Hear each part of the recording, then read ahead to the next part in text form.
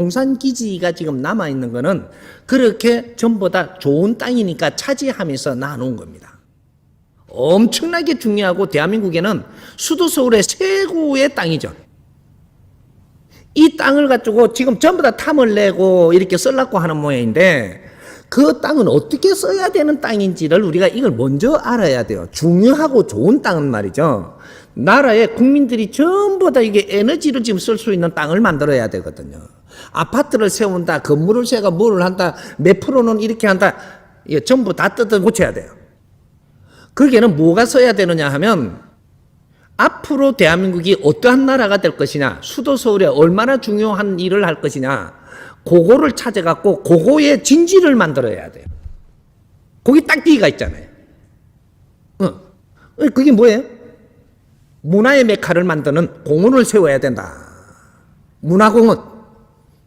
용산 그 기지 요거는 하나도 다른 거로 손대면 안 되고 문화기지를 만들어야 돼요.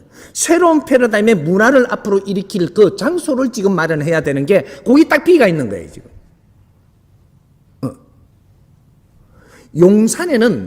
용산에는 어떻게 그 힘을 쓰느냐 하면 용이 와야 돼. 용이 어떻게 와요? 그냥 오면, 용은 그냥 오면 쓸모가 없어요. 여의주를 들고 와야 돼. 여의주가 뭐예요? 법이에요. 인간한테 살아가는 사람한테 최고의 사람을 용이라고 합니다. 용. 그래서 12지에다가 용을 갖다 제루에 올리는 거라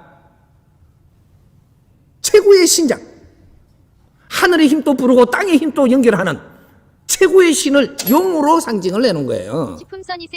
용은 무엇이 용이냐? 그는 상상의 동물 아니냐? 최고의 사람이 됐을 때 용이라고 합니다. 그래서 용가리 통뼈라 그러잖아요. 그럼 이 시대에 지금 홍익인간이 출연을 할 때 용들이 지금 출연하는 거죠.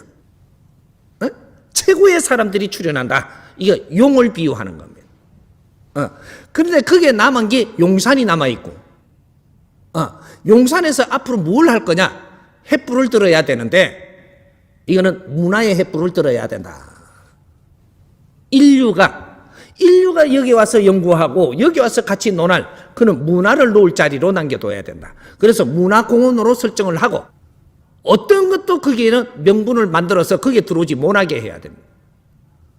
이런 거를 바르게 설정을 못하면, 다른 방법으로 들어올 명분을 만들어가 야곱야곱 주워 모아갖고 용산공원은 잼이 남아요.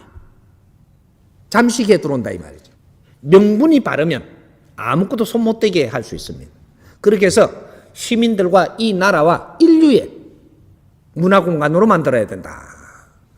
그렇게 해서 세계국제영화제도 여기서 만들어야 돼요. 여기서 앞으로 연구하고 이게 세계에서 전부 다 일로 와서 그렇게 해서 그쪽에 지하를 어느 정도 잘 활용을 해가지고 안에다가 여기에 들어오면 영화를 다 만들 수 있게 만들어놔야 돼요. 세계 어떤 영화도 여기 들어오면 다 만들 수 있고 이게 들어오면 뭐든지 해결할 수 있는 이러한 이 세계 진짜 문화제를 영화 축제를 여기서 열고 영화는 말이죠. 영화는 이제 시작해가지고 준비해 놓은 겁니다. 앞으로 미래의 교육용이 영화로 나옵니다. 미래의 교육은 영화로 한다 이 말이죠. 그래서 영화 산업이 엄청나게 발전할 겁니다. 영화 한 편을 보면 성공의 길이 딱 나와야 돼요. 영화 한 편을 딱 보면 우리 가정은 어떻게 가야 되겠구나. 이게 딱 나와야 돼. 이 교육이 딱 돼버려야 돼. 영화 한 편을 딱 보면 친구라는 게 무엇임을 정확하게 우리가 배워야 되고 그냥 어리 있다고 친구가 아니에요. 어리가 뭔지도 나와야 돼 지금. 그런 것들이 사회의 모든 영화 한 편을 딱 보면 대통령은 이렇게 해야 되는구나. 전 국민이 알 수 있는 교육용이 돼야 된다 이 말이죠. 이것이 신패러다임의 새로운 문화예요. 앞으로 미래에 교육을 어떻게 하느냐, 새로운 교육시대. 요것이 문화로 갖고 전부 다 교육시대를 만들어내는, 이렇게 해야지 교육을 바르게 받도록 이런 걸 자꾸 창출을 해서 이 사회를 만들어야 그것이 복지사회가 된다는 얘기예요.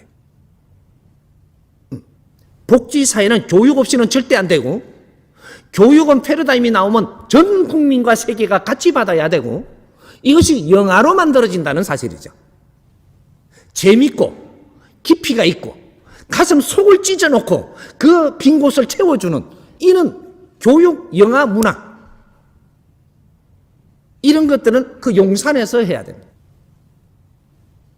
내 자리도 하나 줄란가 모르지 그래.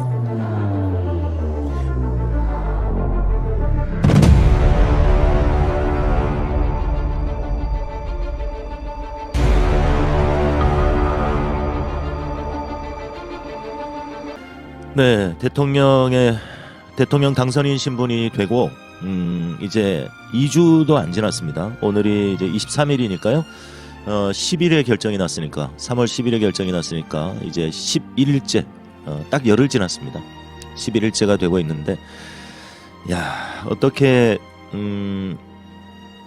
우리 스스로도 좀 반성을 해봐야 될 상황이기도 한 것 같습니다.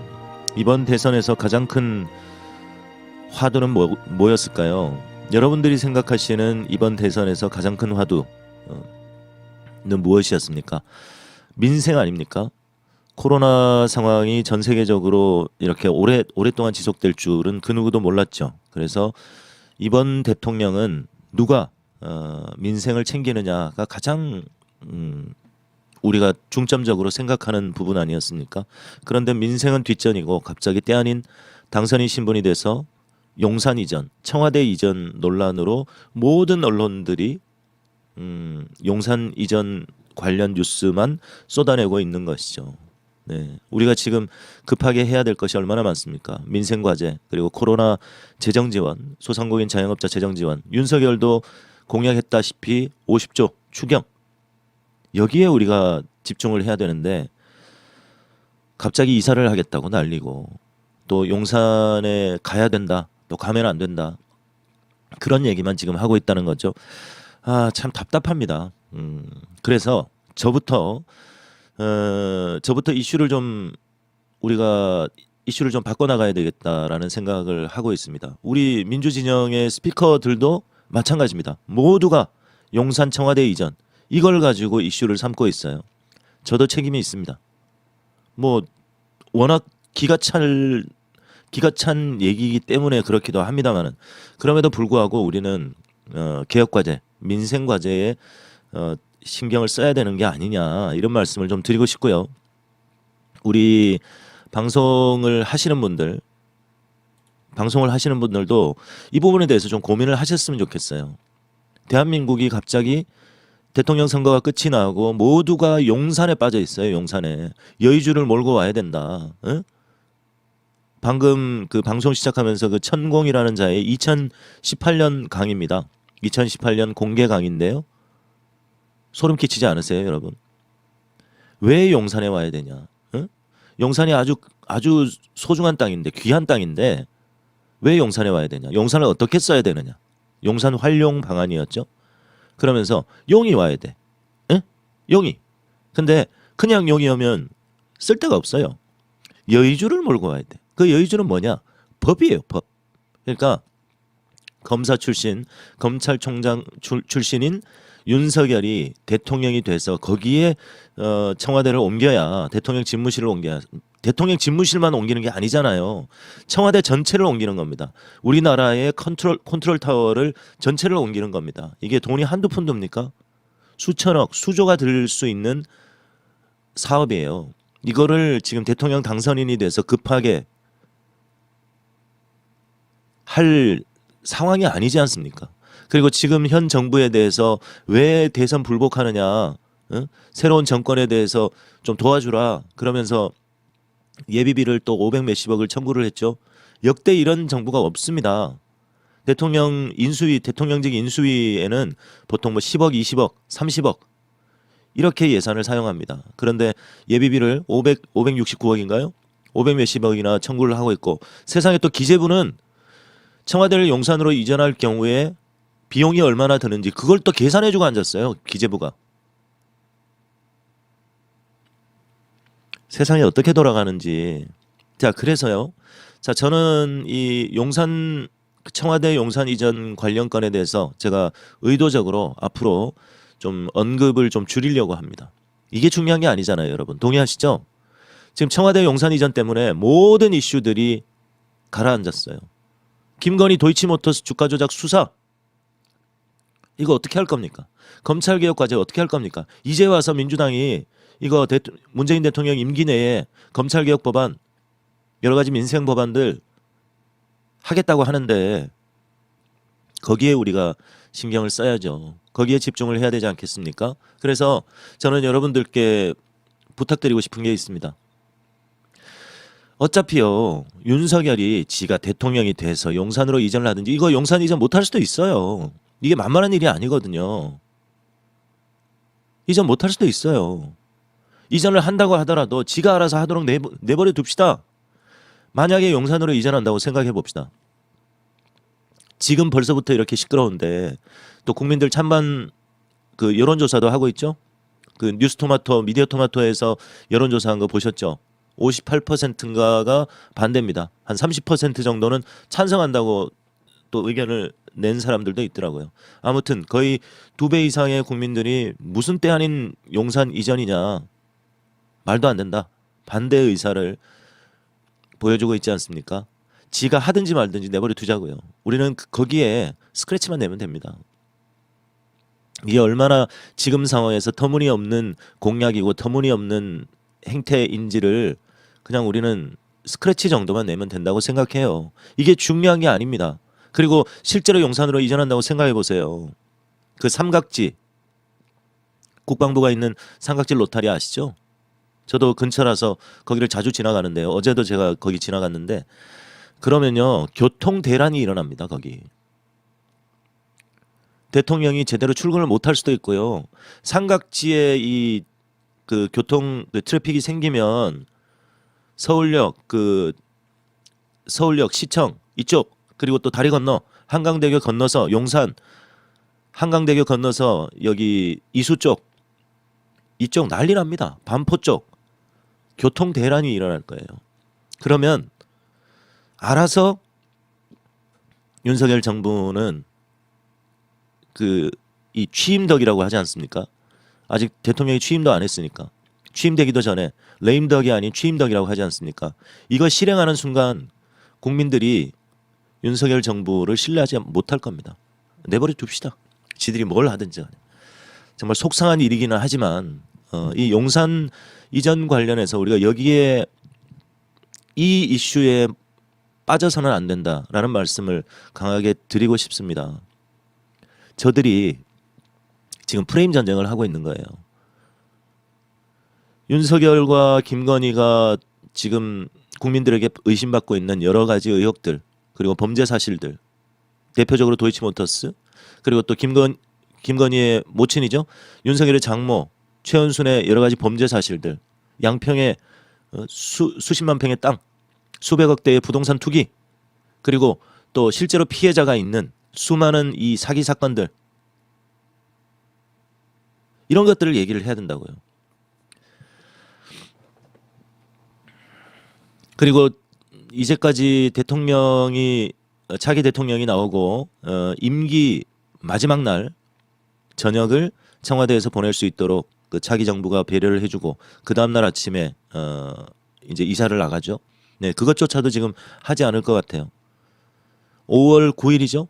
5월 9일에 방을 빼라고 지금 하고 있는 거예요. 처음에 이 청와대 이전하는데 한 500억 정도면 될 것 같다라고 했죠. 지금 그들이 스스로 말 바꾸고 있어요. 뭐 합참으로 옮기는데 국방부로 옮기는데 수천억이 들고 뭐 이제 한 5천억 이내에서 해결될 것 같다 이러고 있어요. 처음에 500억 정도면 400 몇십억 정도면 옮길 수 있다고 얘기를 했는데 그들 스스로도 5천억 이내에서 해결할 수 있다. 갑자기 10배가 뛰었어요. 그것도 사실이 아니죠. 조 단위 이상의 비용이 들고 돈이 드는 것도 문제지만 안보의 공백이 가장 우려가 되는 것이죠. 그리고 그 용산의 국방부 건물 그 인근에 1km 이내에 고층 아파트가 세 군락이 있어요. 그 안보의 문제는 어떻게 합니까? 국방부 건물에 그 고층 아파트에서 1km도 안 되는 6, 700m밖에 안 되는 그런 고층 아파트들이 있어요. 이거를 경호를 어떻게 할 거예요? 아무것도 준비하지 않고 지금 이 용산 이전을 띄웠단 말이에요. 고맙습니다. 가족이 되주셔서 고맙습니다. 이거는요, 윤석열 정부, 앞으로 탄생할 윤석열 정부가 스스로 자멸하는 길입니다. 그냥 가만 내버려 두면 그들이 이 건을 그대로 시행한다고 하면 스스로 자멸할 거예요. 그러니 우리는 이제 무엇이 중요한지를 좀 고민하고 우리가 이슈를 좀 체인지를 한번 해봤으면 좋겠습니다. 민생 법안 그리고 또 개혁 법안에 대해서 우리는 얘기를 좀 하자. 저도 의도적으로 이 용산 청와대 이전 관련 이슈를 최대한 좀 줄이도록 하겠습니다. 이게 중요한 게 아니죠. 여러분 그렇지 않습니까?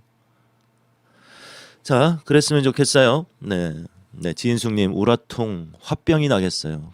맞습니다. 예, 기가 막힐 노릇이죠. 열흘밖에 안 지났는데 10년은 지난 것 같습니다. 열흘이나 참았다. 예? 10년 지난 것 같아요. 열흘 지났는데. 네. 자, 우리가 스스로 이슈를 좀 바꿔내자. 지금 용산 이슈에 용산 청와대 이전 이슈에 빠질 상황이 아니다. 예. 이번 대선을 하면서 소상공인 자영업자 물론 막바지에는 민주당과 또 이재명 후보가 최선을 다했지만 그것이 부족했던 거잖아요. 그래서 자영업자들의 표가 이재명 후보에게 덜 온 것이고 그거는 이 민주당과 민주당 정부에 대한 불만이었죠. 그리고 거기에 대한 심판이었습니다. 일단은 바꿔보자. 도저히 이 정부는 내가 못 믿겠다라고 해서 이 정부를 심판하는 표심이었다고 저는 생각합니다. 그것을 이재명 후보였기 때문에 많이 극복을 한 것이죠. 그래서 우리가 이길 수 있다는 기대를 가졌었고 결과적으로는 너무나 아깝게 석패를 했지만 그게 이번 대선의 본질이었습니다. 코로나 재정 지원이 부족했던 것, 소상공인 자영업자 분들의 분노를 달래지 못한 것, 그리고 또 부동산 정책이라든가 이런 부분에 대한 미흡함들 때문에 이번 대선은 또 부동산 선거였다라고 하지 않습니까? 윤석열이 가져간 표는 윤석열 정부에 대한 기대가 아닙니다, 여러분. 이것을 알고 계셔야 돼요. 윤석열에 대한 기대가 아니라 부동산 정책에 대한 이 정부의 실패, 거기에 대한 분노의 표심이었고 내 재산을 지켜줘. 특히 가진 자들. 강남에 비싼 아파트를 가지고 있고 15억, 20억, 30억 비싼 아파트를 가지고 있는 사람들이 내 세금 좀 적게 내게 해줘. 그리고 내 집 가격 떨어뜨리지 말게 해줘. 내 재산을 지켜줘. 이 표심이었어요. 집이 없는 사람들은 왜 문재인 정부가 집값을 잡겠다고 부동산 정책을 올바로 시행하겠다고 해놓고 왜 천정부지로 집값이 뛰게 했느냐? 사실은 문재인 정부는 억울하죠. 문재인 정부만의 문제가 아니거든요. 이 부동산 가격이 폭등하는 것은 이전 정권의 문제이기도 하고 전 세계 글로벌 이 상황에 대한 반영이기도 합니다. 다른 나라는 안 올랐습니까? 캐나다, 미국 집값 어마어마하게 올랐습니다. 그러니 대한민국만의 문제는 아니죠. 하지만 그 책임을 떠넘길 대상이 필요한 거죠, 국민들은. 그래서 문재인 정부에서 집값 올랐다. 문재인 정부가 부동산 정책을 못했다. 이렇게 규정하는 겁니다. 그래서 그냥 못 살겠다 갈아보자. 이 심리가 더 컸던 거잖아요. 그런 면에서는 문재인 정부가 억울하죠. 억울한 게 있습니다. 물론 부동산 정책에 이 실패한 부분도 있습니다. 전체를 다 부정하지는 않겠습니다. 규제만으로 이 부동산 시장을 잡겠다고 한 것 자체가 오만이었다는 것이죠. 저는 문재인 정부의 부동산 정책을 100% 잘못됐다고 하지 않습니다. 그 의도는 좋았다고 생각을 합니다. 하지만 규제만으로 부동산 정책을 잡을 수 있다는 그 오만이 이런 분노를 불러일으켰다고 저는 생각을 하는 것이죠. 네, 미국은 우리보다 더 올랐어요. 맞습니다. 미국도 마찬가지고 캐나다도 마찬가지예요. 네, 그렇습니다. 자, 그래서 우리는 이제 이 민생에 대해서 그리고 또 개혁 법안에 대해서 조금 더 집중을 하자 이런 말씀을 좀 드리고 싶고요.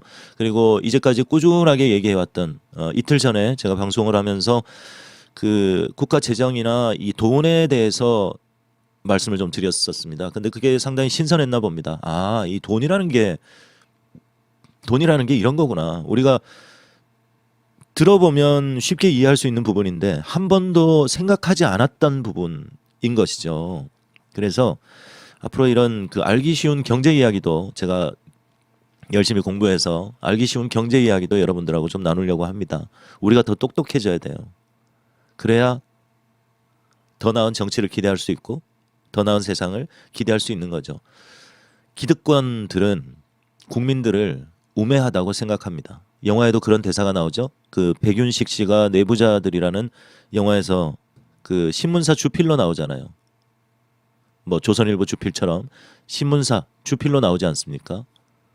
그래서 누군가에게 이런 얘기를 합니다. 뭐 타락 개돼지들 말에 신경 쓰십니까? 어차피 민중은 개돼지입니다.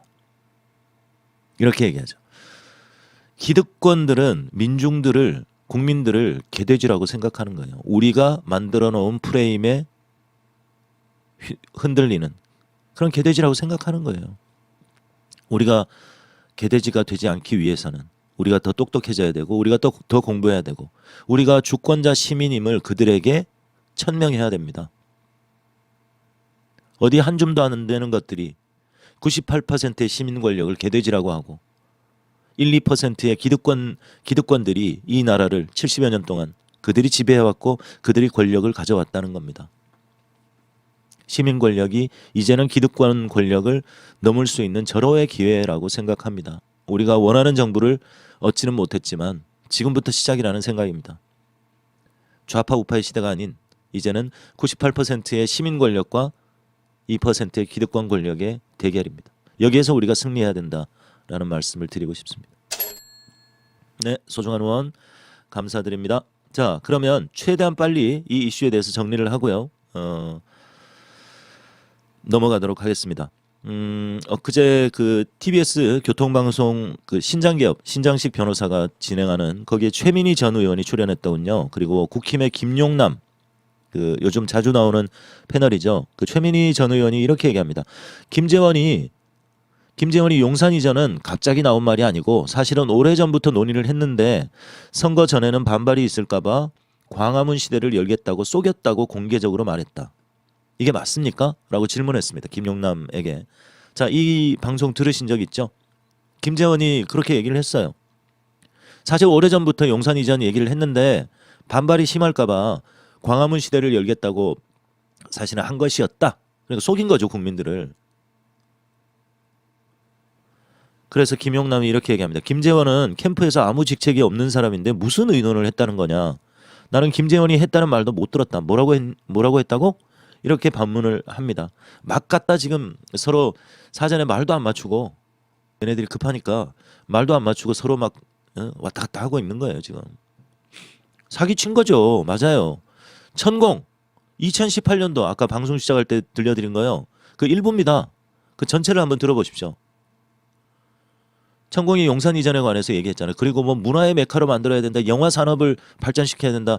조만간 만약에 윤석열 정부가 용산으로 청와대를 만약에 이전하게 된다면 저는 지금 이전할 수 있을지 없을지도 몰라요. 저러다가 국민들이 반대하기 때문에 국민들의 뜻에 따라서 전면 백지화하겠습니다. 이럴지도 몰라요. 여러분 쉽게 넘어가시면 안 돼요. 청와대에 옮기는 게 이게 만만한 일이 아니에요. 회사 하나 이전하고 이런 문제가 아니라고요. 여러분 한전 본사 나주 혁신도시에 한전 본사 서울에서 나주로 옮기는 것도 5년 걸렸습니다. 5년. 예? 더군다나 대한민국을 컨트롤해야 될 컨트롤 타워인 청와대를 옮기는 게 지금 대통령 집무실 옮긴다고 의도적으로 언론이 축소하고 있는 거예요. 지금. 청와대를 통째로 옮기겠다는 얘기잖아요. 뭔 대통령 집무실입니까? 언론이 의도적으로 축소하고 있는 거예요. 청와대 전체를 옮기겠다는 얘기지 않습니까? 그렇지 않나요? 근데 그게 당선인 신분이 돼가지고 지금 이렇게 주장한다는 게 말이 안 되지 않습니까? 경호 문제는 어떡할 것이고 또 국방부 합참 옮기는데 그 안보의 공백은 어떡할 겁니까? 자, 그 다음에요. 자, MBC. 자, MBC 영상 한번 보겠습니다.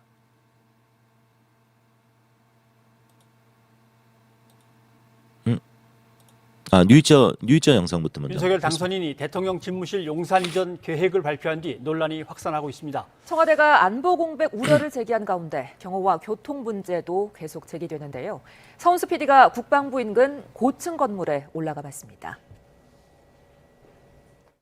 윤석열 당선인이 직접 지휘봉을 들고 대통령 집무실 이전 계획을 발표한 지 하루 만에 청와대는 우려를 나타냈습니다.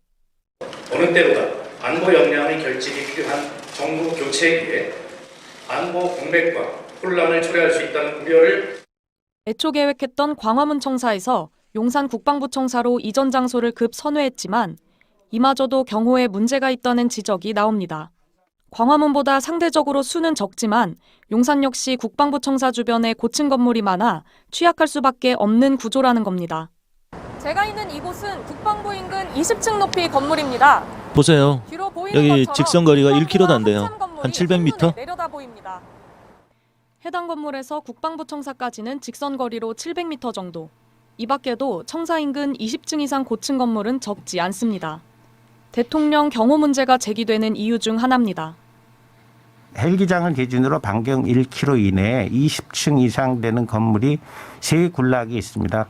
여기에서는 헬기에서 내리고 타는 인원들의 얼굴이 식별될 만큼 아주 잘 보입니다. 여기에 집무실까지 출퇴근길은 물론 관저 경호도 만만치 않다는 참 기가 지적이 찹니다. 나옵니다. 집회, 시위 인파에 길이 막히면 자칫 출근이 어려울 수 있다는 우려입니다. 사죠. 그러니까 개인 주택이나 혹은 뭐 한남동의 육군 참모총장 공간을 이용할 때 그런 곳에 수십 명 혹은 수백 명 혹은 수천 명의 시위군 중이 오게 되면 그 시위대를 해산해야 되는데 그럴 경우에 국민들이 많이 다칠 수도 있고 그런 문제가 있을 수가 있고 해산이 안 되면 대통령이 출근을 못하는 긴급사태가 발생될 수가 있다고. 자, 이거는 그 청와대 경호실장 출신 인사가 한 얘기입니다. 경호 관련해서 만약에 시위가 발생하거나 이러면 대통령이 출근을 하지 못하는 그런 상황이 발생할 수도 있다. 그러니까 안보라든가 경호 문제가 심각하다. 그런 얘기를 하고 있죠. 당선인 말고 시민들이 감내해야 할 문제도 있습니다. 교통 통제로 인한 불편입니다. 국방부 앞 삼각지역과 녹사평역 앞 편도 2차선 도로는 상습 정체구역. 뉴이처 제작진이 오후 3시쯤 관저 후보지인 한남동에서 국방부 청사까지 차로 이동해보니 3km 정도를 가는데 10분이 넘게 걸렸습니다. 출퇴근 시간 3분에서 5분 정도의 신호 통제가 서울시 교통 전체에 영향을 미칠 수 있다는 우려도 제기됩니다. 교통 통제를 하면 그게 나비 효과처럼 다 영향을 받고 5분 정도 이제 뭐 사고 처리를 하는 게 뭐 1시간이 지연될 수 있는 게 교통이라는 건데.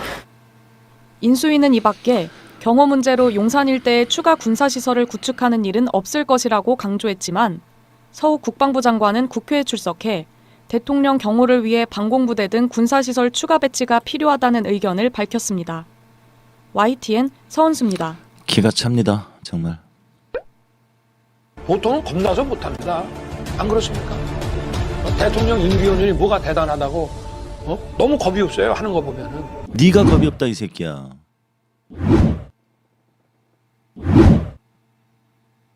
여기는 지금 여기도 지하 벙커가 있고 여기도 지하 벙커가 있고 비상시에는 여기 밑에가 통로가 연결이 돼 있기 때문에 비상시에는 여기서 NSC를 바로 할 수가 있습니다. 미친 거 아닙니까? 예?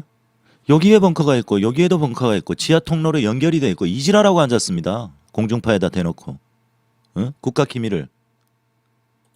여기도 지하 벙커가 있고 여기도 지하 벙커가 있고 비상시에는 여기 밑에가 통로가 연결이 돼 있기 때문에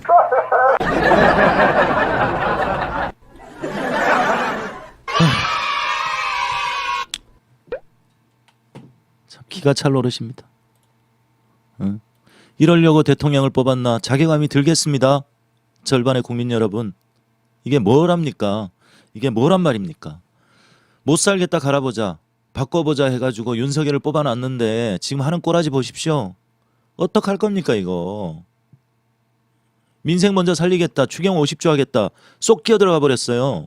50조 추경하겠다고 해놓고 그 재원을 마련을 못하거든요. 자, 윤석열이 50조 추경하겠다. 이재명 후보가 50조 추경하겠다. 똑같은 말이죠. 근데 뭐가 다른지 아세요?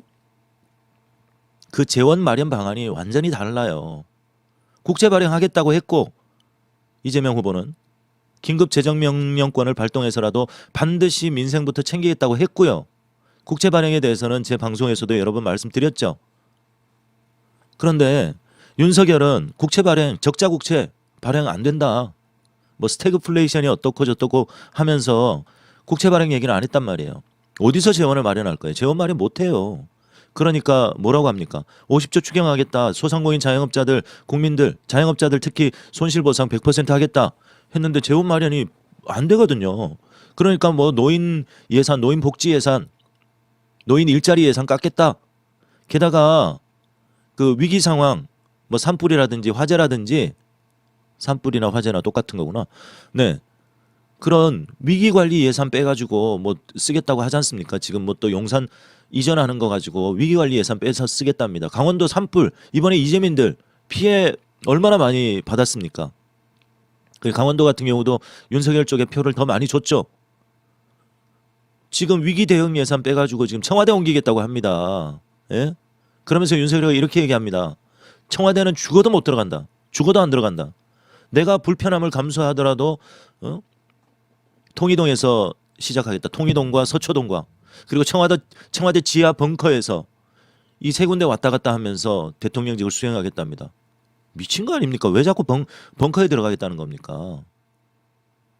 지가 불편한 거는 개념치 말랍니다. 아무도 신경 안 써요. 윤석열이 네가 불편하든지 안 하든지 아무도 신경 안 써요. 국민들이 지금 밤잠 못 자고 지금 불편해하고 있는데 제가 불편하더라도 제가 불편한 것은 신경 쓰지 마시라. 신경 안 쓴다 이 새끼야. 뭔 놈의 청와대를 그렇게 들어가기 싫어가지고 그러려고 대통령 했냐? 국방부는 왜 그렇게 좋아하냐? 군대도 안 갔다 온 새끼가. 그러려면 군대라도 갔다 오지. 뭔 놈의 부동시 가지고 군대 면제받아가지고 검사할 때는 또 정상으로 돌아오네? 완전 고무줄 시력이에요. 그러다가 다시 검찰총장 될 때는 또 부동시랍니다. 지가 아는 안과 가가지고. 바로 옆에 가서 지금이라도 윤석열은요. 안경점에만 가도 좌우 시력 나와요. 30초면 나옵니다. 30초면. 그걸 안 하지 않습니까? 검찰총장 청문회 할 때 부동시 이거 자료 내라고 하니까 다리 건너 자기가 아는 병원에 가가지고 아는 의사한테 가가지고 그 부동시 자료 제출했지 않습니까? 지금이라도 부동시인지 아닌지 안경점에만 가도 알 수 있어요. 부동시 때문에 군대도 못 갔는데 뭔 놈의 당구는 또 500이냐? 당구는 또 500을 친대요. 당구 500 치는 사람 보셨어요? 그러니까 구술을 했지. 지금 자 MBC 기사 보시면 방 빼는 데만 863억이래요. 서훈 그 국방부 장관이 국방부 방 빼는 데만 863억 든대요. 이전비는 2배, 건설비는 3배, 수천억이 들어요. 수천억이. 국방부 합참 이거 이전하는 데만 수천억이 든단 말입니다. 긴급 이전하는데 118억, 뭐 통합 재배치하는데 412억, 전용 통신망 구축하는데 333억. 이것뿐만이 아니에요.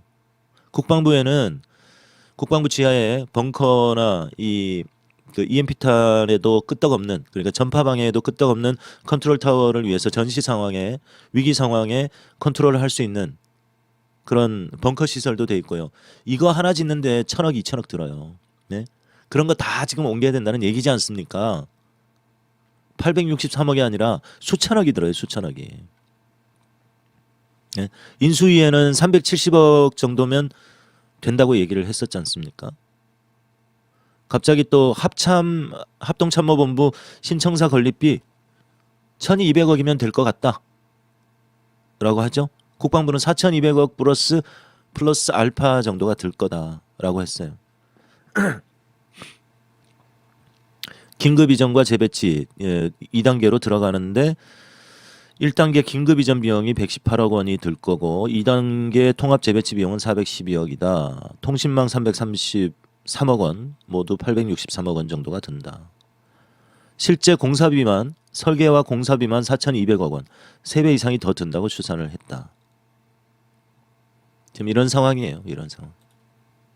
그 다음에 빨리 요거 정리를 하고요. 이건 아까 방송을 통해서 보셨지만, 자, 여기 실제로 이 기자가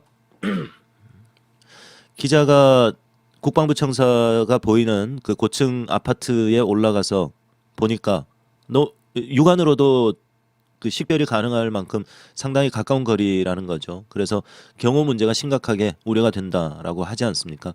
실제 직선거리가 700m예요, 700m. 영화 같은 데 보셨죠? 네, 700m면요. 이 뭐죠? 이거 조준경 해가지고 얼마든지 저격이 가능한 거리이죠. 1km라도 저격이 됩니다. 예. 헬기장 기준으로 반경 1km 이내에 20층 되는 건물이 3군락이 있다. 여기서는 헬기에서 내리고 타는 인원들의 얼굴이 식별될 만큼 아주 잘 보인다. 그리고 또 전 대통령 경호실 경호부장 사저, 그러니까 개인주택이나 혹은 한남동의 육군참모총장 공간을 이용할 때 그런 곳에 수십 명, 수백 명, 수천 명의 시위군중이 오게 되면 그 시위대를 해산해야 되는데 국민들이 많이 다칠 수도 있고, 해산이 안 되면 대통령이 출근을 못하는 긴급 사태가 발생할 수도 있다. 경호의 문제에도 이렇게 얘기를 하고 있습니다. 네, 다정님, 저격 좀 했으면 차라리 그런 심정이죠. 자, 조선일보를 폐간시키자, TV조선을 폐간시키자, 이런 말씀을 많이 하시잖아요. 근데 조선일보에도 그래도 생각이 제대로 박혀 있는 사람도 있는 것 같습니다. 제가 이걸 보고 상당히 놀랐는데요. 아, 조선일보라고 해서 다 쓸모없는 건 아니구나. 물론 이 사람이 과거에 어떤 발언과 어떤 행위를 했는지는 잘 모르겠습니다. 근데 조선일보의 이 최보식이라는 사람이 있습니다. 선임 기자인데요.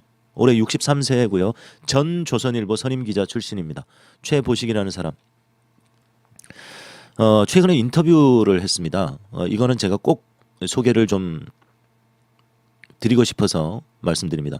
문재인 대통령의 입장이 맞다. 문재인 대통령이 어제 이 청와대를 옮기는 일은 문재인 대통령 본인도 임기 초기에 광화문 시대를 만들겠다라고 했고, 그것을 실행하지 못했기 때문에 차기 대통령에 대한 그 청와대 이전 계획에 대한 공감한다. 그러나 중요한 안보 공백이 우려가 되고 그렇게 급하게 이루어질 상황이 아니다. 나는 여전히 국군 통수권자이고 2022년 5월 9일까지는 내가 이 나라의 국군 통수권자이기 때문에 빈틈없이 일해주기 바란다. 그리고 지금 이렇게 급하게 하지 말고 그것을 원한다면 네가 대통령 되고 난 다음에 하기 바란다. 예. 모든 국민들을 이 걱정에 빠뜨리는, 위험에 빠뜨리는 이런 일은 해서는 안 된다. 사실상 지금 이렇게 급하게 할 문제가 아니다. 우리가 협조할 수 있는 상황이 아니다라고 못을 박았죠. 그래서 이 전 조선일보 최보식 선임 기자는 이렇게 얘기합니다. 문재인 대통령의 입장이 맞다. 윤석열은 오기 때문에 프레임에 갇혔다. 이렇게 얘기를 하고 있습니다. 자, 이 사람인데요. 제가 사진을 보여드리겠습니다. 자, 이 사람이 바로 그 조선일보 전 선임 기자 최보식이라는 사람입니다. 올해 63세라고 하고요. 자, 이런 얘기를 합니다. 최보식의 언론, 장사도 안 되고 산불 안 되는 집도 다 잃었는데 뽑아줬더니 집무실 옮기겠다고 난리랍니다. 지금 강원도 산불 때문에 이재민들 어떻게 지원하겠다. 대통령 당선인이 되면요, 가장 먼저 뭐 현충원에 참배하고 뭐 이런 거 하잖아요. 그 다음에 가장 어려움에 처해 있는 곳에 먼저 가서 하는 게 보통 순리지 않습니까?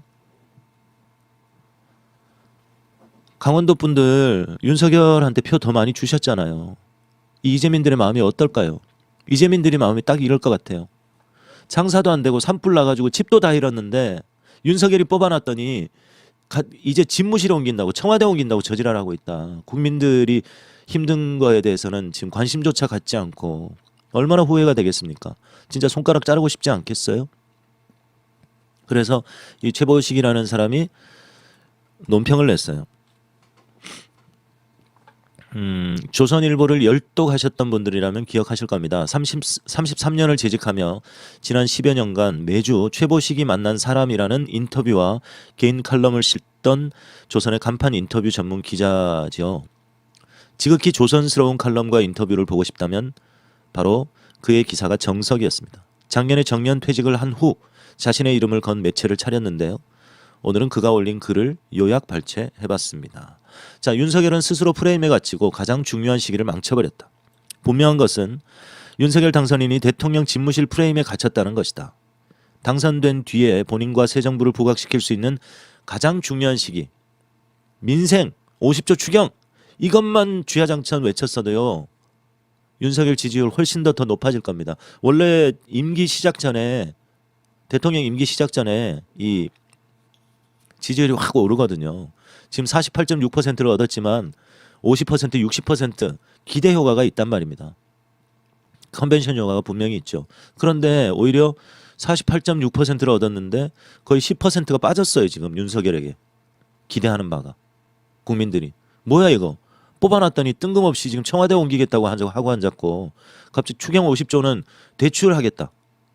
1,000만 원씩 대출해주겠답니다. 이거 매표 행위예요. 매표 행위. 당선증 반납해야 돼요.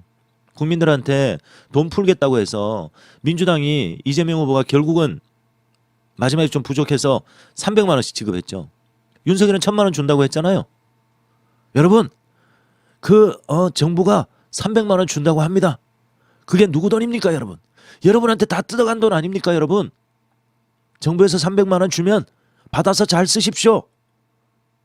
그런데 그거 가지고 고마워하면 여러분 주권자도 아닙니다. 그랬잖아요 이 새끼가. 그래서 지는 1,000만 원 주겠답니다. 정부에서 300만 원 주겠다고 하면은 그거는 뭐 국민들 돈 뜯어가 가지고 주는 포퓰리즘이고, 지가 1,000만 원 주겠다고 하는 것은 뭡니까 그러면? 그렇게 약속을 해서 아니 윤석열은 되면은 1,000만 원 주겠다고 하니까 나 윤석열 뽑을 거야. 그래서 뽑은 사람들도 있을 거잖아요. 근데 이제 와서 1,000만 원 주려고 하니까 재원이 마련이 안 되죠. 얘기를 했잖아요. 국힘에서 35조 40조 추경해야 된다고 하고 윤석열이 50조 추경하겠다고 하고 그 당시에 김종인 총괄선대위원장이 100조 얘기하고, 그런데 여러분 이거 지금 사기치는 거다. 재원 마련에 대해서 그 누구도 국채 발행 얘기를 하지 않는다. 국채 발행 안 하고 무슨 재원을 마련하겠다는 거냐. 막상 보니까 도저히 국채 발행 안 하고는 재원 마련이 안 되거든요. 그러니까 지금 50조 1인당 1,000만 원씩 주고 뭐 어쩌고 하겠다고 해놓고 이제 와서는 대출해 주겠다잖아요. 돈 빌려주겠다지 않습니까? 새 정부를 부각시킬 수 있는 가장 중요한 시기를 집무실 이슈로 망쳤다는 거다. 그 다음에 국민들은 집무실을 긴급 국정과제 1호로 생각하지 않는다. 여러분 지금 가장 중요한 게 뭡니까? 국민들 먼저 살리는 거죠. 오직 민생을 먼저 말해야죠. 코로나 지원 대책을 먼저 말해야 되고 지금 추경을 얘기를 해야죠. 그래야 인기도 올라가고 그게 가장 중요한 이슈잖아요. 그걸 먼저 하겠다고 해야 되잖아요. 그렇지 않습니까? 청와대 이전 이 이슈가 대통령 당선인 신분이 되자마자 이 이슈가 지금 2주 가까이 모든 이슈를 잡아삼킬 거라고 여러분 상상이나 하셨습니까? 저도 상상 못했습니다. 이것들이 미쳤구나. 스스로 자멸을 하고 있구나.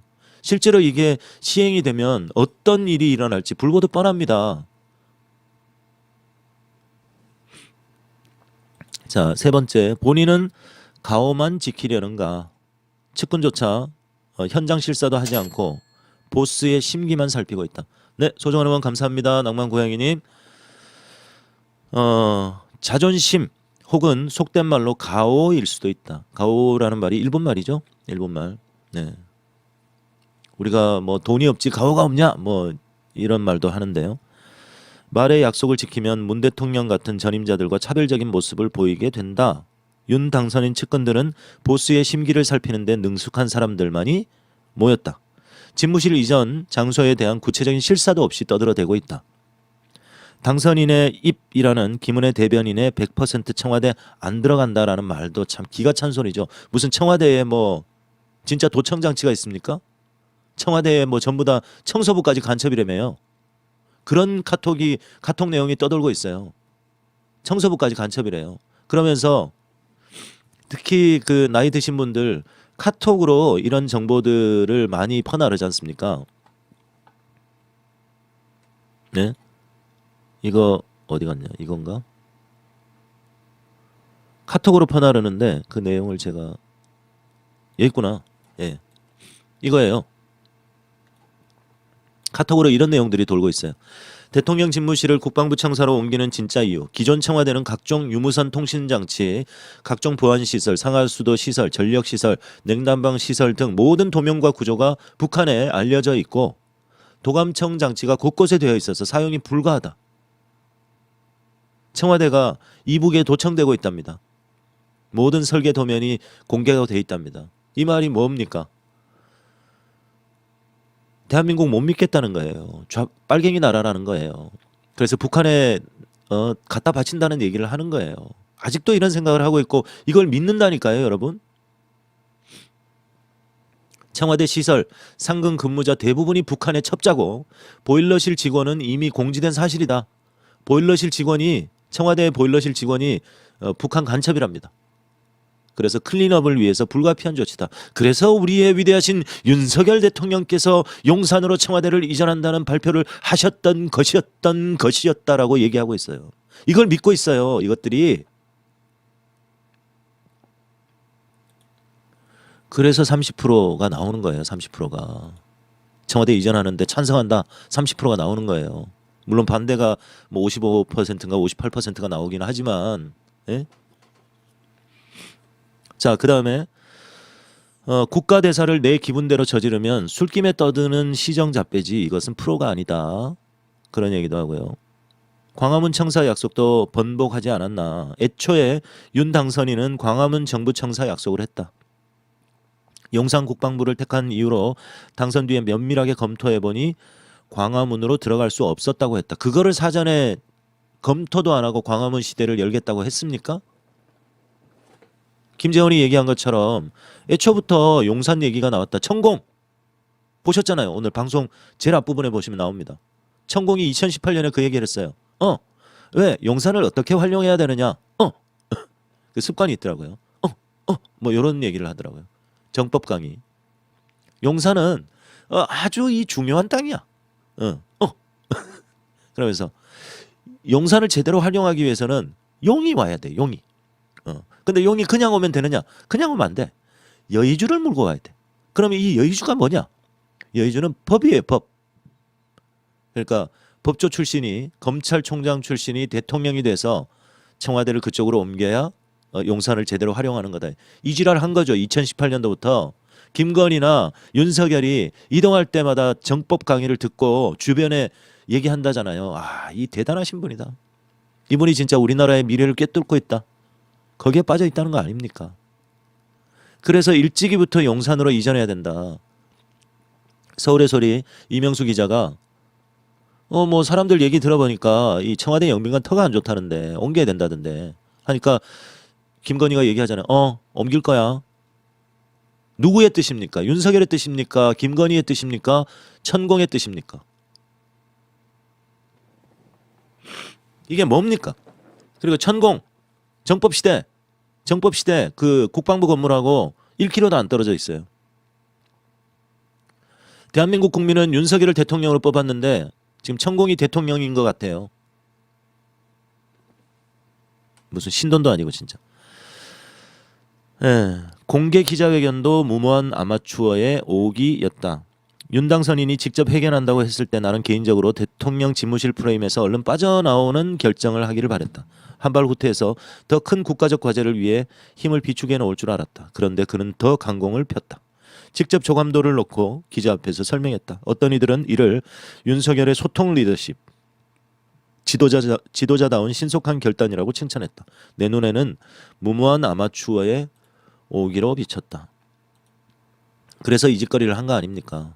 여러분, 이 짓거리를 한 거 아닙니까? 보통은 겁나서 못합니다. 안 그렇습니까? 대통령 임기원이 뭐가 대단하다고 너무 겁이 없어요. 하는 거 보면은.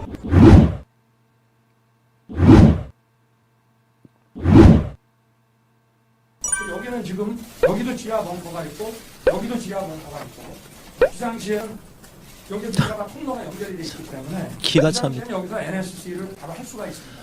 여기도 지하 벙커가 있고 여기도 미친 거 아닙니까 진짜? 예?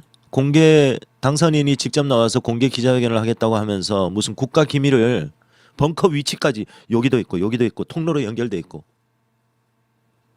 미친 거죠. 이거는 정말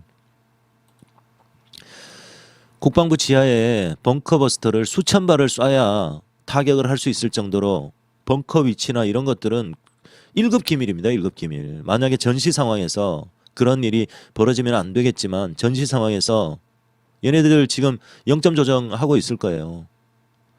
그 국방부 지하를 수천 발을 때려야 타격할 수 있을 정도로 1급 기밀인 거를 대통령 당선인이 나와가지고 여기 있고 통로로 연결돼 있고 이지랄하고 앉았어요. 미친 거죠. 네, 배수의 진을 치며 외통수로 만들었고 오기와 힘으로만 밀어붙이고 있다. 동네 이사도 이렇게 안 한다. 여지껏 문통을 비판해왔지만 그의 입장이 맞다. 문재인 대통령이 얘기한 게 맞답니다. 조선일보 출신 기자가 이렇게 얘기하고 있어요. 국가 중추기관인 청와대, 국방부, 합참 이거를 마치 일반인 집 이사하듯이 하고 있다는 겁니다. 사실 동네 이사를 해도 계약 전부터 준비해 놓는 것이지 갑자기 며칠까지 비워라 라고 통보하지는 않는다. 나는 언론인으로서 문재인 정권을 비판해왔다. 하지만 대통령 집무실 이전 문제의 경우에 법과 상식에 비춰보면 문재인의 입장이 상대적으로 맞다. 이렇게 얘기하고 있고요. 문통과 사전 상의를 했어야 했다. 이제 집권하고 윤석열 본인의 책임으로 해라. 굳이 해야 되겠거든. 네가 청와대를 옮기든지 이고 다니든지 네가 책임지고 해라. 그리고 국민들한테 평가받아라. 네가 옳다고 하면 밀어붙이든지 말든지 나라 꼬라지가 어떻게 되든지 간에 네 책임하에서 하라는 겁니다. 사전에 현 정부와 상의도 안 하고 돈 내놔라. 예비비 내놔라. 상식에 부합하지 않는 예비비를 내놓으라고 하고 갑자기 또 현 정부가 지금 대선 불복하는 것이냐 이러고 앉아있고 사전에 상의 한마디 안 하고 그 청와대에서 뭐 문재인 대통령이 대노했다 뭐 이런 얘기도 펼쳐지고 있죠. 정해야 되겠거든. 네가 대통령 되고 난 다음에 순전하게 네 책임으로 밀어붙이든지 말든지 뭐 초장을 찍어 먹든지 간장을 찍어 먹든지 하라는 거예요. 네 책임으로 해라. 연수원 집무 금융감독원 연수원 그 통이동 거기에서 집무를 보겠답니다. 이제 5월달 되면 바이든이 온대요. 어떻게 할 겁니까? 외국 정상 의전은 어떻게 할 거예요?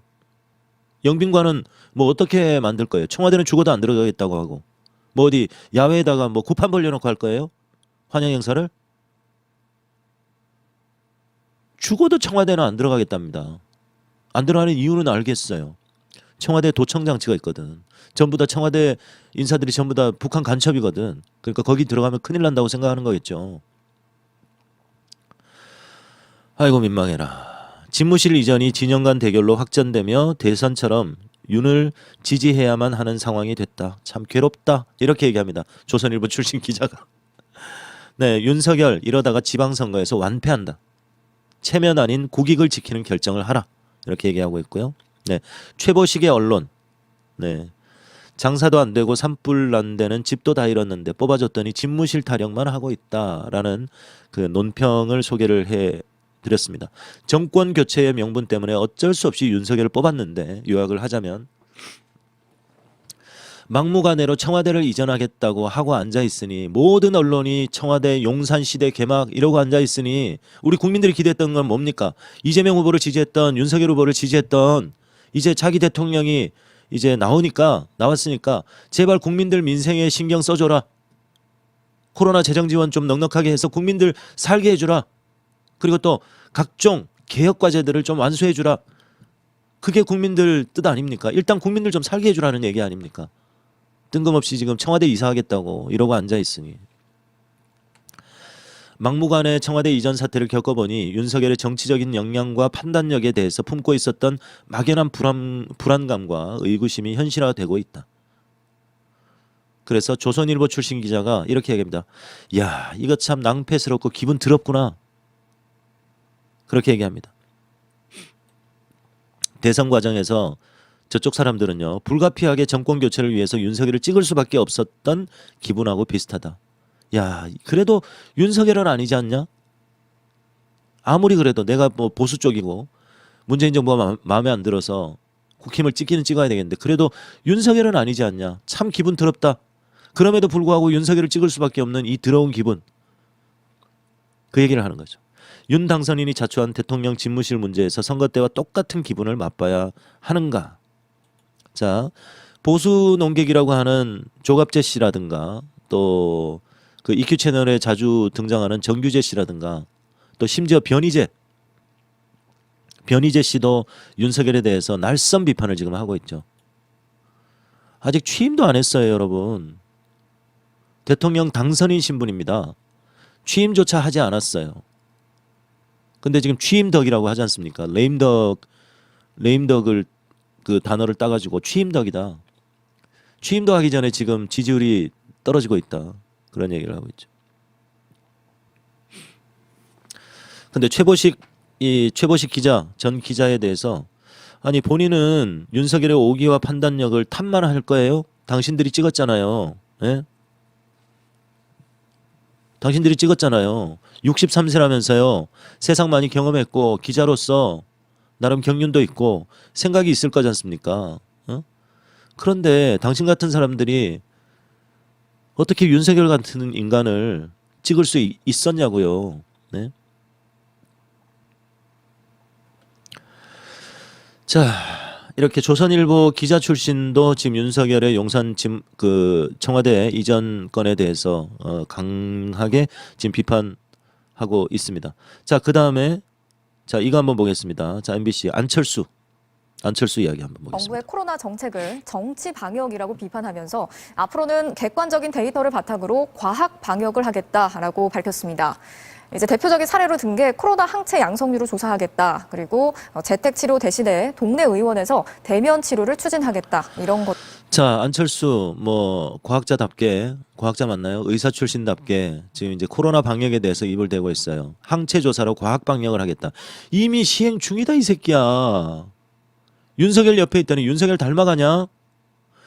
고등학교를 좀 이제는 좀 나눠야 될 것 같아. 예술고등학교, 기술고등학교, 특성화 고등학교 좀 나눠야 될 것 같아. 이미 나눠져 있잖아 이 새끼야. 어?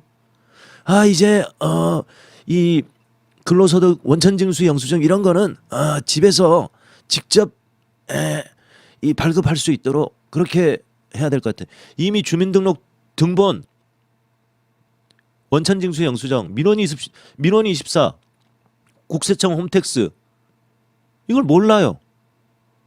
집에서 주민등록 등본 여러분 출력하시잖아요. 원천징수 영수증 출력하시잖아요. 이미 되고 있는 걸 가지고 해야 될 것 같다고.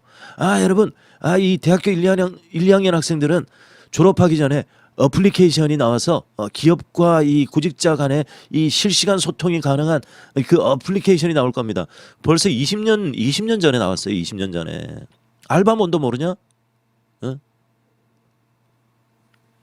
고용노동부 그 공식 앱도 나온 지가 벌써 10년 됐어요. 10년. 어?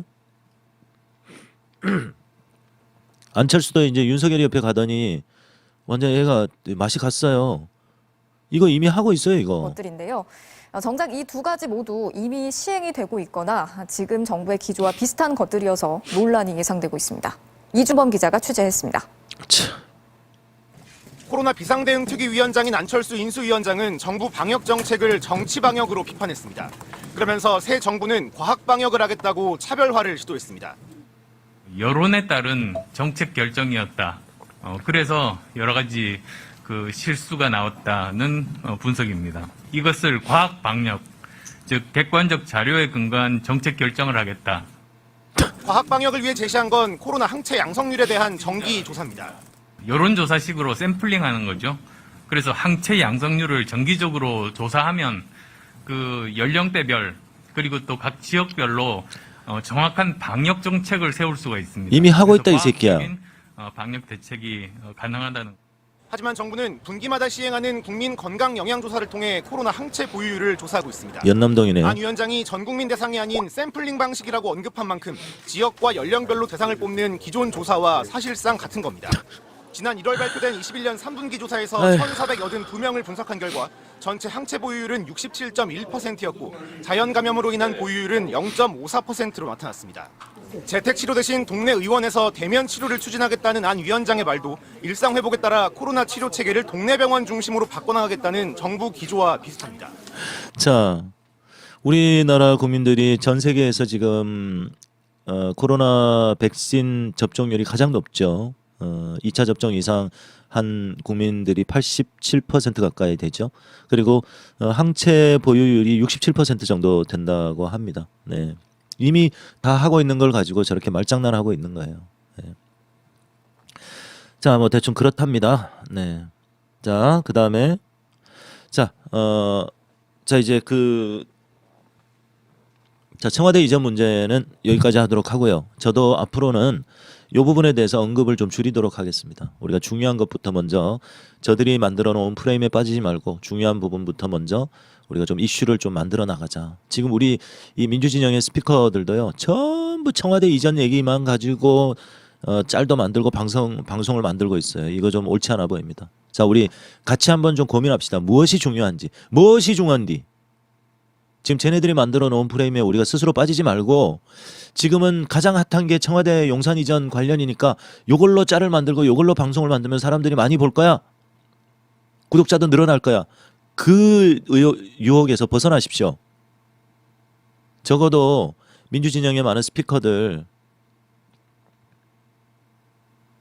우리 시민들에게 정말 올바른 정보를 전달하고 무엇이 중요한지를 제시하는 역할을 해야 되지 않겠습니까? 예. 기승전 용산 청와대 이전 이거 우리 좀 자제합시다. 자제해야 될 필요가 있어요. 지금 국민들 죽어나는데 모든 방송이 청와대 용산 이전이야. 이건 아닌 것 같습니다. 그죠? 자, 최강욱 의원이 열린민주당 의원이었다가 이제 민주당으로 흡수했죠? 흡수를 원했죠, 사실. 어쨌거나. 자, 최강욱 의원이 방송에 나와서 얘기를 한 민주당 내부 상황. 제가 좀 공감이 안 되는 부분도 있습니다만은 자, 소개를 좀 드리려고 합니다. 자, 민주당 내부 상황이 지금 이렇다고 합니다. 자, 최강욱 의원이 얘기하는 민주당 내부 상황. 자, 첫 번째, 개혁하면 역풍이 불까봐 벌벌 떠는 의원들이 있다. 그리고 두 번째, 검찰 언론 권력에 빌빌 기는 의원들이 있다. 검찰과 언론 권력에 빌빌 기는 의원들 뭐 몇몇 있죠. 그리고 민주당의 대표적인 그 검찰 출신 의원들 소병철, 백혜련, 또 조홍천, 또 누구지? 하여튼 5명, 6명 정도 됩니다. 그리고 언론인 출신 많죠. 예, 검찰과 언론 권력에 빌빌 기는 그런 의원들이 있습니다. 민주당 안에요. 그리고 뭐 검찰개혁 지금 검수완박 얘기하는데 이거 개혁하면 역풍 불까 봐서 벌벌 떨고 있는 의원도 있다는 겁니다. 그리고 입으로는 개혁, 뒤로는 자리만 챙기는 의원이 있다. 대표적인 게 윤호중이죠. 윤호중이요. 윤호중 의원이 저도 한때는 믿었습니다. 근데 아무것도 국민들 앞에 약속해놓고 아무것도 지키지 않았어요. 앞으로는 검찰개혁하겠습니다. 뭐 개혁법안 통과시키겠습니다. 법사위를 사수하겠습니다. 그래놓고 아무것도 지키지 않았어요. 원내대표 선출 과정에서 누가 벌벌 떠는지 몇 명은 드러날 것이다. 지방선거는 우리 지지층이 나와서 투표하는 것이고 투표하러 나오시려면 민주당에서 개혁 입법을 밀어붙여야 한다. 개혁적인 민주당일 때 우리는 항상 이겼다. 민주당이 일하는 모습을 보여줬을 때 우리는 항상 이겼다라는 겁니다. 그래서 이 개혁 입법들 그리고 또 뭐 민생 법안도 마찬가지로 민생 개혁 법안인 거죠. 자, 개혁적일 때 민주당이 항상 이겼다. 그래서 민주당은 지금 이래야 된다라는 얘기를 했고요. 약속을 지켜라. 이 구호 참 좋다. 수박이 생각보다 많지는 않다. 이거는 최강욱 의원의 개인적인 생각이죠. 저는 동의 못합니다. 윤호중 비대위 지금은 어쩔 수 없는 최선의 선택이다라고 얘기했어요. 보세요. 자, 이게 저는 최강욱 의원이 가진 한계라고 생각합니다. 최선의 선택이다? 윤호중 비대위가? 그러니 생각이 많은 거예요. 최강욱 의원님. 생각이 많은 거예요. 물론 민주당 내부에서 최강욱 의원의 입김이 크지 않다는 거 알아요. 견제하는 사람도 많고. 그런데 이런 말은 저는 공감하기 어렵습니다. 윤호중 비대위가 지금 상황에서는 최선이라고요? 왜 뒤집지 못합니까? 우리 국민들은 그렇게 생각 안 해요. 무슨 윤호중 비대위가 최선입니까? 왜 민주당은 지금 수많은 사람들이 민주당에 입당을 하고 왜 주권자 시민들이 목소리를 내고 있는지 거기에 대해서 모르고 있어요. 비대위 지금 윤호중 의원이 비대위를 물러나지 않고 있는 이유를 모르십니까? 이번에 비대위원장이 지방선거 하잖아요. 결국은 공천권 아닙니까? 공천권. 여전히 지금 개파 싸움 하고 있는 거 아닙니까?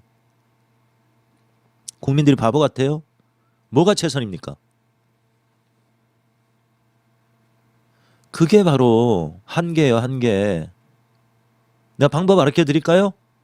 민주당 의원들이 나서서, 초선 의원들도 나서가지고 이대로는 우리 민주당 살 수 없다. 비대위 완전 재개편하자. 국민들의 명령을 따라서 비대위 오픈, 공개적으로 추천받고 공개적으로 우리 투표해가지고 비대위 외부에서 인사를 모셔오든 어쨌든 간에 우리 지지자분들이, 국민들이 납득할 만한 비대위 구성하자. 그렇게 왜 못합니까?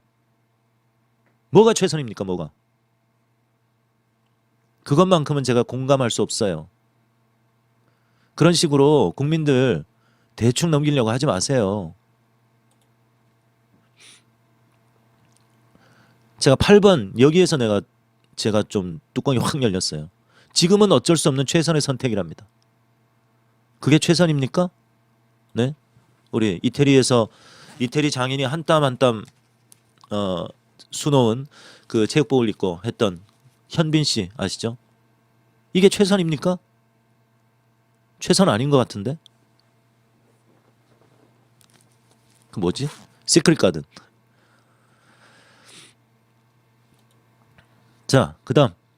나는 지킬 게 없는 사람이다. 배신자는 다 까발릴 각오다. 내가 겪었던 일 다 폭로할 거다. 제발 그렇게 해주십시오.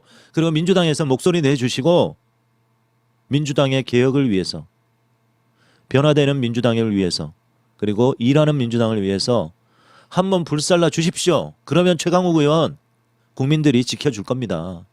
적극적으로 지지해 줄 겁니다. 원내대표도 하고 당대표도 하고 민주당을 개혁할 적임자로 국민들이 떠받쳐 줄 거예요. 그러니까 제발 그렇게 해 주십시오. 그리고 김오수도 검찰이다. 이런 얘기 했고요. 민주당은 대선에서 국민과 한 약속을 지키기 위해서 최선을 다해야 된다. 100번 맞는 말이죠. 그래서 이재명 후보를 중심으로 민주당을 일하는 민주당으로 만들어라. 이재명 후보가 대통령이 돼서 하려고 했던 거, 여전히 172석을 가지고 있는, 이제 앞으로 야당이 되겠지만 제1야당이 되겠죠. 여소야대 국면에서 민주당은 이재명 후보의 공약을 입법기관인 국회에서 할 수 있는 것들을 지금부터 해라. 그러면 여전히 철저하게 불리한 지방선거에서도 우리가 또 좋은 결과를 기대할 수 있다. 민주당이 일하는 모습을 보여줘야 지방선거에서 선거를 우리가 또 승리할 수 있다는 기대를 가진다. 그렇지 않고는 지금 상황 그대로 하면요, 지방선거 불리합니다. 여러분, 윤석열이 저렇게 똥볼 차기 때문에 지방선거 우리 이길 수 있어요 라고 기대하시죠? 여전히 불리합니다. 지금 정당 지지율 누가 높은지 아세요? 국민의힘이 높아요. 정당 지지율. 아무리 저렇게 똥볼 차고 있어도 민주당이 변하지 않는 이상은 민주당 지지율 안 올라갑니다.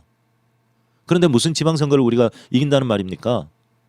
민주당이 확실하게 색깔을 보여줘야 지방선거에서 민주당을 지지하는 표가 투표장으로 나온다고요. 자, 윤석열 검찰의 수사권은 싸그리 없애고 공수처를 크게 만들어야 한다고 하는 등 개혁에 앞장서겠다고 해서 임명되었다. 뭐 이런 얘기도 했고요. 아무튼 최강욱 의원이 민주당의 현재 상황에 대해서 쭉 얘기한 내용을 한번 정리를 한번 해봤습니다. 아무튼 최강욱 의원님, 그리고 열린민주당에서 넘어오신 우리 최강욱, 김의겸, 강민정 의원님, 자, 세 분 다 제가 뭐 친분이라고 하기는 그렇지만 모르는 사람은 아니지 않습니까? 우리가 예? 모르는 사이는 아니잖아요. 그렇다고 제가 계속해서 칭찬만 할 수는 없잖아요. 나는 주권자인데. 그러니까 더 좀 강하게 좀 밀어붙이십시오. 확실하게 변화된 민주당을 위해서 열린민주당 출신 의원들이 좀 적극적으로 나서 주십시오. 그러면 국민들이 받쳐줍니다. 제발 제대로 일 좀 해주십시오. 저 8번 이거 윤호중 비대위 지금은 어쩔 수 없는 최선의 선택이다. 그거 아니에요. 자, 여기까지. 마지막. 자, 1부 오늘 마지막입니다. 네. 제가 1부 방송은요. 2시간을 넘지 않으려고 합니다. 제가 1시간 반 정도 선에서 딱 끊고 2부로 넘어가려고 해요. 네. 너무 길게 하는 것도 여러분들 스트레스이시니까. 그다음에 2부 방송에서는 제가 전화 연결도 하고 그러지 않습니까? 1부는 1시간 반, 2시간 이내에서 끊으려고 합니다. 오늘은 딱 1시간 21분 지났네요. 깔끔하고 딱 좋습니다. 그죠? 제가 이 얘기를 안 할 수가 없습니다. 제가 자꾸 정의당을 끌어들이는 거를 불편해 하시는 분들이 계시던데요. 자, 여러분의 판단에 맡기도록 하겠습니다. 자, 심상정 후보가, 정의당의 심상정 후보가 선거 전에 이런 얘기를 했어요. 여러분이 한번 판단해 보십시오.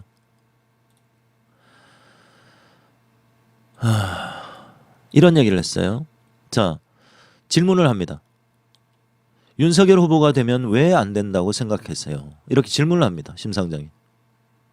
심상정 뽑으면 윤석열이 당선된다. 이런 질문에 심상정 전 후보가 이렇게 얘기합니다. 윤석열 후보가 되면 왜 안 된다고 생각하세요? 이렇게 얘기를 합니다. 자, 그 다음에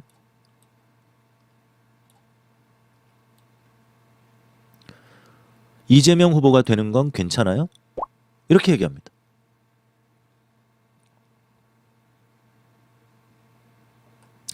여러분이 한번 판단해 보십시오.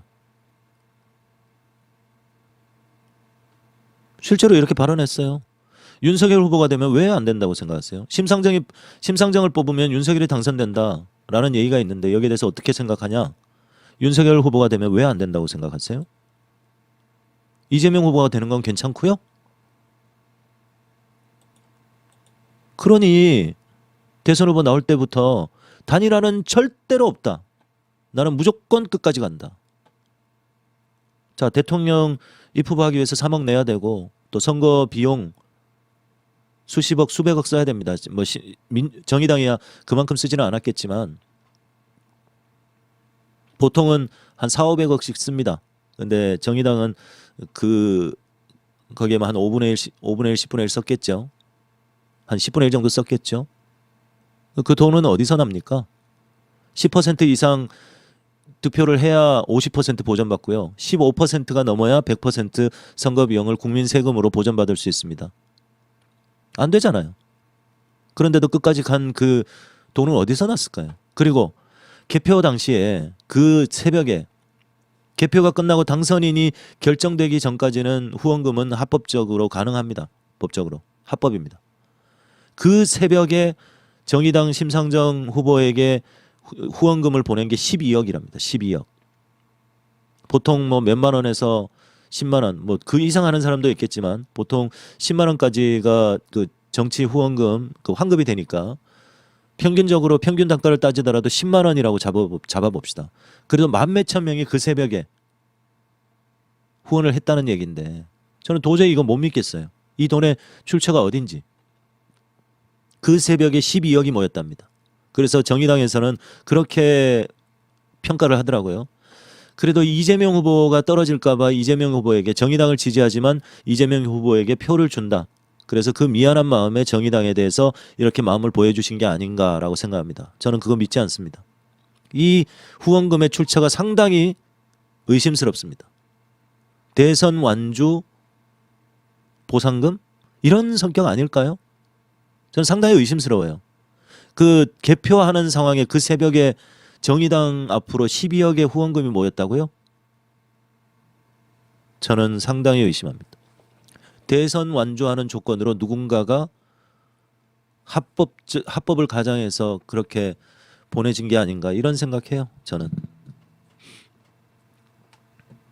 사전에 딜을 했을 가능성도 있죠. 뭐 그건 사실이 아니기 때문에 제가 확정할 수는 없습니다만은 그럴 가능성도 충분히 있죠. 네. 자, 오늘 1부 순서는 여기까지 하고요. 다시 한번 정리해드리면, 자, 우리 청와대 용산 이전 이슈에 대해서 조금 이제는 더 중요한 문제에 대해서 우리가 프레임 전환을 좀 하자라는 말씀을 드리고 싶습니다. 혹시라도 우리 민주진영의 많은 스피커분들, 유튜버분들이 이 방송을 들으신다면 제 의견에 조금 고민을 좀 해주셨으면 좋겠습니다. 우리 지금 이 용산 청와대 이전 여기에만 빠져 있을 수 없어요. 유혹은 되죠. 사람들이 관심 가지는 게 다 이거니까 이걸 해야 사람들이 들어오고 구독도 하고 방송도 보고 후원도 하고 할 테니까요. 그렇지만 우리 저들이 만들어 놓은 프레임에 빠지지 맙시다. 우리가 이슈를 만들어냅시다. 프레임 전쟁에서 우리가 승리해야 됩니다. 지금 중요한 게 뭔데요? 민생 법안이고 개혁 법안이에요. 이거 민주당에게 일하게 시켜야 되는 것이고 윤석열에게는 약속을 지키라는 얘기를 해야 됩니다. 왜 50조 추경을 말해놓고 갑자기 무슨 대출이냐.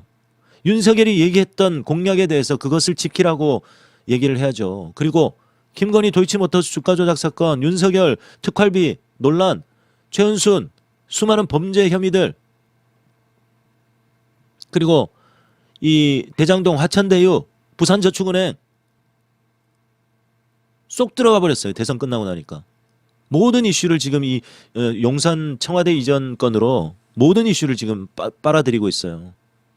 이 프레임에 우리가 놀아나시겠습니까? 우리가 주도해야 됩니다.